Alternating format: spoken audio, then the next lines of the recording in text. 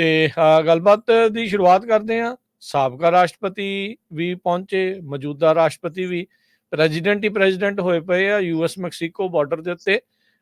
ਕੀ ਚੱਲ ਰਿਹਾ ਜੀ ਪ੍ਰੈਜ਼ੀਡੈਂਟਸ ਦੇ ਇਸ ਬਾਰਡਰ ਵਿਜ਼ਿਟ ਨੂੰ ਲੈ ਕੇ? ਕਾਫੀ ਰੌਲਾ ਰੱਪਾ ਆ ਇਸ ਵਾਰ, ਇਮੀਗ੍ਰੇਸ਼ਨ ਟੌਪ ਦਾ ਮੁੱਦਾ ਆ ਨਵੇਂ ਪੋਲਸ ਦੇ ਮੁਤਾਬਕ। ਸੋ ਕੀ ਚੱਲ ਰਿਹਾ ਜੀ, ਇਹ ਵਿਜ਼ਿਟਸ ਨੂੰ ਕਿੱਦਾਂ ਦੇਖਿਆ ਜਾਵੇ? ਇਹ ਵਿਜ਼ਿਟਸ ਦਾ ਜੀ ਉਹੀ ਹੈ ਜਿੱਦਾਂ ਪਹਿਲਾਂ ਵੀ ਇੱਕ ਵਾਰੀ ਸ਼ੇਅਰ ਕੀਤਾ ਸੀਗਾ ਕਿ ਕਹਿੰਦੇ ਦੇਖੋ ਸਰਹੱਦ पे बड़ा तनाव है, देश में जाके देखो कहीं चुनाव तो नहीं है। ਤੇ ਉਹੀ ਵਾਲਾ ਹਿਸਾਬ ਕਿਤਾਬ ਹੈ ਇਹਨਾਂ ਦਾ। ਵੋਟਾਂ ਦਾ ਇਹਨਾਂ ਦਾ ਸੀਜ਼ਨ ਆ ਗਿਆ ਤੇ ਕਈ ਕੁਛ ਹੀ ਹੁਣ ਜਿਹੜਾ ਚੱਲਣਾ। ਤੇ ਅਲਟੀਮੇਟਲੀ ਕੀ ਸੀਗਾ ਕਿ ਪੋਲੀਟੀਕਲ ਸਟੰਟ ਹੀ ਸੀਗਾ। ਪੋਲੀਟੀਕਲ ਸਟੰਟ ਤਾਂ ਸੀਗਾ ਕਿ ਜਿਹੜਾ ਟਰੰਪ ਆ ਉਹਨੇ, ਹੁਣ ਦੇਖੋ ਪ੍ਰੈਜ਼ੀਡੈਂਟ ਤਾਂ ਕੋਈ ਵੀ ਆ ਉਹਦੇ ਪਿੱਛੇ ਟੀਮ ਹੀ ਹੁੰਦੀ ਹੈ ਹਮੇਸ਼ਾ ਜਿਹੜੀ, ਤੇ ਹਰੇਕ ਬੰਦਾ ਜਿਹੜਾ ਹਰੇਕ ਪ੍ਰੈਜ਼ੀਡੈਂਟ ਨੇ ਕੰਮ ਕੀਤਾ ਹੀ ਹੈ ਹਨਾ, ਕੋਈ ਏਦਾਂ ਤਾਂ ਹੈ ਨਹੀਂ ਕਿ ਵਿਹਲਾ ਰਿਹਾ। ਸੋ ਜੇ ਬਾਈਡਨ ਦਾ ਦੇਖਿਆ ਜਾਵੇ ਕਾਰਜਕਾਲ ਤਾਂ ਇਹਨਾਂ ਦੇ ਵੀ ਚੈਲੰਜਸ ਕਾਫੀ ਸੀਗੇ। ਸੋ ਪ੍ਰੋ ਇਮੀਗ੍ਰੇਸ਼ਨ ਇਹ ਐਡਮਿਨਿਸਟ੍ਰੇਸ਼ਨ ਸੀਗੀ ਤੇ ਉਦੋਂ ਦਾ ਇਹਨਾਂ ਦਾ ਨਰੇਟਿਵ ਹਮੇਸ਼ਾ ਰਿਹਾ। ਪਰ ਹੋਇਆ ਕਿ ਲੋਕੀ ਜਿਹੜੇ ਸੀਗੇ ਸਮਗਲਰ ਸੀਗੇ, ਕੇਓਟੀ ਸੀਗੇ, ਜਿਹੜੇ ਸਾਰੇ ਗੈਂਗ ਸੀਗੇ, ਉਹ ਵੀ ਇਹੀ ਤਾਕ 'ਚ ਸੀਗੇ ਕਿ ਕਿੱਦਣ ਗੇਟ ਖੁੱਲੂਗਾ। ਤੇ ਟਰੰਪ ਨੇ ਕਾਫੀ ਰੋਕ ਕੇ ਰੱਖੇ ਸੀਗੇ ਜਿਹੜੇ 4 ਸਾਲ। ਤੇ ਉਹ ਜਦੋਂ ਗੇਟ ਖੁੱਲਿਆ ਤੇ ਰਸ਼ ਸਾਰਿਆਂ ਨੂੰ ਪਤਾ ਇੰਨਾ ਜ਼ਿਆਦਾ, ਸਪੈਸ਼ਲੀ ਜਿਹੜੇ ਇਹਨਾਂ ਨੇ ਪ੍ਰੋਗਰਾਮ ਕਰਤੇ ਇੱਕ ਪੱਕੇ TPS ਵਗੈਰਾ, ਹੋਰ ਜਿਹੜੇ ਹਿਊਮੈਨਿਟੇਰੀਅਨ ਪਾਥਵੇਜ਼ ਬਣਾਤੇ ਕਈ ਕੰਟਰੀਆਂ ਦੇ। ਵੈਨੀਜ਼ੁਏਲਨ ਜਿੱਦਾਂ ਕਿੰਨੇ ਜ਼ਿਆਦਾ ਲੋਕੀ ਲੱਖਾਂ ਦੀ ਗਿਣਤੀ 'ਚ ਭਰ ਕੇ ਹੇਟੀ, ਨਿਕਰਾਗੁਆ, ਵੈਨਜ਼ੁਏਲਾ ਤੋਂ।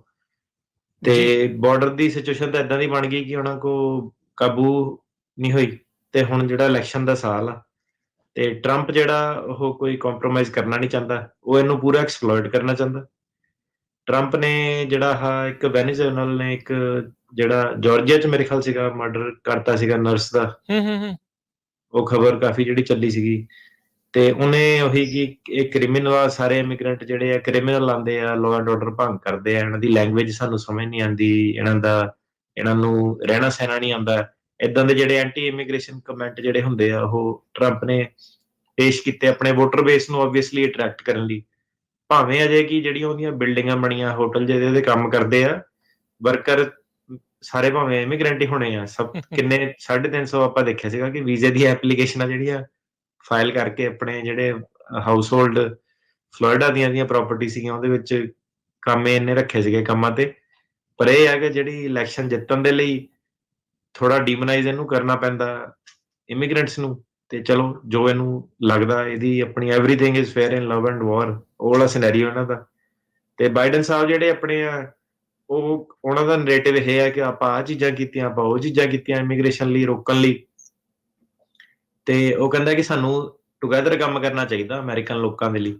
ਆਪਾਂ ਐਵੇਂ ਆਪਸ 'ਚ ਲੜੀ ਫਿਰਦੇ ਆ ਤੇ ਸਾਡੇ ਲੋਕਾਂ ਦਾ ਬਹੁਤ ਨੁਕਸਾਨ ਹੋ ਰਿਹਾ, ਅਮਰੀਕਨ ਦਾ ਬਹੁਤ ਨੁਕਸਾਨ ਹੋ ਰਿਹਾ, ਸਾਨੂੰ ਇਕੱਠੇ ਕੰਮ ਕਰਨਾ ਚਾਹੀਦਾ।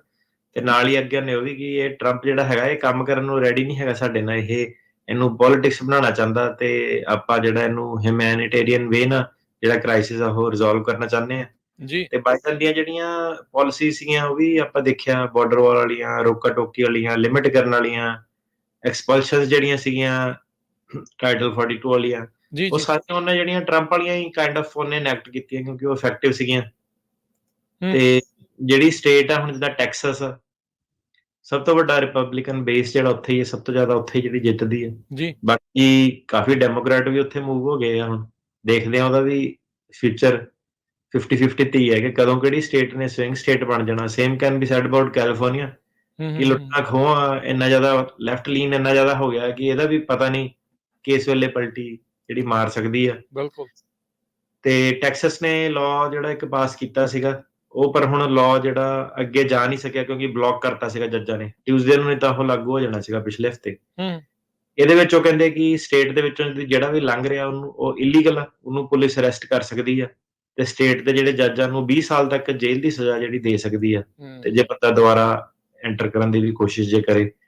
ਪਰ ਉਹ ਜਿਹੜਾ ਕਾਨੂੰਨ ਆ ਪਾਸ ਨਹੀਂ ਹੋਇਆ ਕਿਉਂਕਿ ਓਬਵੀਅਸਲੀ ਇੱਕ ਫੈਡਰਲ ਮੈਟਰ ਤੇ ਸਟੇਟ ਦੇ ਕੋਲ ਇਹ ਵਾਲੇ ਹੱਕ ਜਿਹੜੇ ਨਹੀਂ ਜਾ ਸਕਦੇ ਆ। ਉਹ ਫਿਰ ਏਦਾਂ ਹੋਊਗਾ ਕਿ ਜੇ ਤਾਂ ਟੈਕਸਸ ਏਦਾਂ ਕਰੂਗਾ ਕਿ ਇਹਨਾਂ ਨੂੰ ਫੜ ਕੇ ਜੇਲ੍ਹ 'ਚ ਪਾ ਕੇ 20 ਸਾਲ ਕਰ ਦੇਣਾ, ਫਿਰ ਇਹ ਵੀ ਹੋ ਸਕਦਾ ਕਿ ਕੈਲੀਫੋਰਨੀਆ ਕਰੇ ਇਹਨਾਂ ਨੂੰ ਪਹਿਲੇ ਸਾਲ ਗ੍ਰੀਨ ਕਾਰਡ ਦੇ ਦੇਣਾ। ਫਿਰ ਤਾਂ ਜੇ ਗੱਲ ਸਟੇਟਸ ਦੀ ਰਹਿ ਗਈ ਤਾਂ ਫਿਰ ਏਦਾਂ ਕਿ 50% ਕੈਲੀਫੋਰਨੀਆ 'ਚ ਵੀ ਇਮੀਗ੍ਰੈਂਟ ਹੀ ਰਹਿੰਦੇ ਹੋਣੇ ਆ, ਜ਼ਿਆਦਾ ਰਹਿੰਦੇ ਹੋਣੇ ਆ। ਤੇ ਸਟੇਟ ਇਹ ਫੈਡਰਲ ਮੈਟਰ ਹੈ, ਫੈਡਰਲ ਸਬਜੈਕਟ ਰਹੂਗਾ। ਸੋ ਜੇ ਇੱਕ ਸਟੇਟ ਤਾਨਾਸ਼ਾਹ ਬਣਨ ਦੀ ਕੋਸ਼ਿਸ਼ ਕਰੂਗੀ, ਫਿਰ ਦੂਜੀ ਰਿਲੈਕਸ ਵੀ ਕਰ ਸਕਦੀ ਹੈ ਹਨਾ ਰੂਲ। ਤੇ ਪਰ ਉਹ ਜਿਹੜਾ ਲਾਅ ਸੀਗਾ ਉਹ ਬਲੌਕ ਕਰ ਦਿੱਤਾ ਕੋਰਟ ਨੇ, ਤੇ ਲਾਅ ਉਹ ਅੱਗੇ ਨਹੀਂ ਗਿਆ। ਤੇ ਪ੍ਰੈਜ਼ੀਡੈਂਟਾਂ ਦਾ ਤਾਂ ਹੁਣ ਬਾਰਡਰ ਦੇ ਚੱਕਰ ਜਿਹੜੇ ਚੱਲਦੇ ਹੀ ਰਹਿਣੇ ਆ। ਹੁਣ ਵੋਟਾਂ ਉੱਥੋਂ ਇਕੱਠੀਆਂ ਜ਼ਿਆਦਾ ਹੁੰਦੀਆਂ ਜਿੱਥੇ ਕੈਮਰਾ ਹੁੰਦਾ ਵਾ। ਟਰੰਪ ਵੀ ਜਿਹੜਾ ਉਹ ਸੋਸ਼ਲ ਮੀਡੀਆ ਪਰਸਨੈਲਿਟੀ ਸੀਗਾ, ਰਿਐਲਿਟੀ ਟੀਵੀ ਸਟਾਰ ਸੀਗਾ, ਤੇ ਕੈਮਰੇ ਹੁਣ ਅੱਜ ਕੱਲ੍ਹ ਬਾਰਡਰ ਵੱਲ ਹੀ ਆ ਸਾਰੇ, ਕਿਉਂਕਿ ਹੋਰ ਤਾਂ ਕੋਈ ਮੁੱਦਾ ਨਹੀਂ। ਤੇ ਇੱਕ ਕਹਿਣਾ ਦਾ ਇਹ ਸੀਗਾ ਕਿ ਜਿਹੜੀ ਵਾਰ ਫੰਡਿੰਗ ਆ, ਰਿਪਬਲਿਕਨਾਂ ਦਾ ਇਹ ਕਹਿਣਾ ਕਿ ਜਿਹੜਾ ਯੂਕਰੇਨ ਨੂੰ ਸਪੈਸ਼ਲੀ ਜਿਹੜੇ ਤੁਸੀਂ ਪੈਸੇ ਦੇਣੇ ਆ, ਇਜ਼ਰਾਈਲ ਨੂੰ ਜ਼ਰੂਰ ਲੈਣਾ ਨਹੀਂ ਆਣਾ ਕੋਈ ਮਸਲਾ। ਜਿਹੜਾ ਯੂਕਰੇਨ ਤੇ ਰਸ਼ੀਆ ਵਾਲਾ ਉਹ ਜਿਹੜੇ ਪੈਸੇ ਦੇਣੇ ਆ ਉਹ ਤਾਂ ਦੇਣੇ ਆ ਕਿ ਨਾਲ ਤੁਸੀਂ ਇਮੀਗ੍ਰੇਸ਼ਨ ਵਾਲਾ ਬਿੱਲ ਵੀ ਜਿਹੜਾ ਨਾਲ ਕੰਬਾਈਨ ਕਰੋ। ਜੀ ਜੀ ਸੋ ਕਰਪਸ਼ਨ ਕਹਿਣ ਦਾ ਮਤਲਬ ਕੰਟਰੀ 'ਚ ਭਰਪੂਰ ਆ।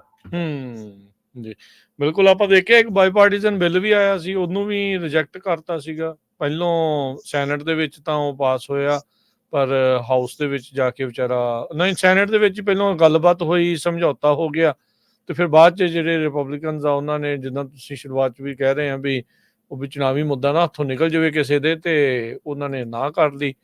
ਹੁਣ ਇਹ ਸਾਰੇ ਕੁ ਜਾਣਾ ਇਹ ਕਹਿੰਦੇ ਆ ਵੀ ਬਸ ਮੇਰੇ ਆਇਆ ਹੀ ਸਭ ਕੁਛ ਪ੍ਰੋਬਲਮ ਜਿਹੜੀ ਉਹ ਹੱਲ ਹੋਣੀ ਆ, ਤੇ ਹੱਲ ਪਿਛਲੇ ਕਈ ਦਹਾਕਿਆਂ ਤੋਂ ਨਹੀਂ ਹੋਈ, ਤੇ ਕੋਈ ਜਾਂ ਨਜ਼ਦੀਕੀ ਜਾਂ ਜਿਹੜੇ ਦੂਰ ਦੇ ਭਵਿੱਖ 'ਚ ਕੋਈ ਨਜ਼ਰ ਨਹੀਂ ਆ ਰਿਹਾ ਵੀ ਏਡੀ ਜਲਦੀ ਕਿਤੇ ਜਿਹੜੀ ਕੋਈ ਸੋਲਿਊਸ਼ਨ ਆ ਉਹ ਹੋਊਗਾ। ਹੁਣ ਆਪਾਂ ਜਿੱਦਾਂ ਇਹ ਦੇਖ ਰਹੇ ਹਾਂ, ਜਿਹੜੀ ਬਾਰਡਰ ਦੇ ਤੇ ਸਿਚੁਏਸ਼ਨ ਇਹ ਜਿਹੜੀ ਬਣੀ ਪਈ ਆ, ਸਖਤੀ ਤਾਂ ਚਲੋ ਕਹਿੰਦੇ ਆ ਵੀ ਕਰ ਰਹੇ ਆ, ਅਸੀਂ ਕਰਾਂਗੇ। ਐਗਜ਼ੈਕਟਿਵ ਆਰਡਰ ਜਾਰੀ ਕਰਨ ਦੀ ਗੱਲ ਕੀਤੀ ਹੈ ਬਾਈਡਨ ਹੁਣਾਂ ਨੇ,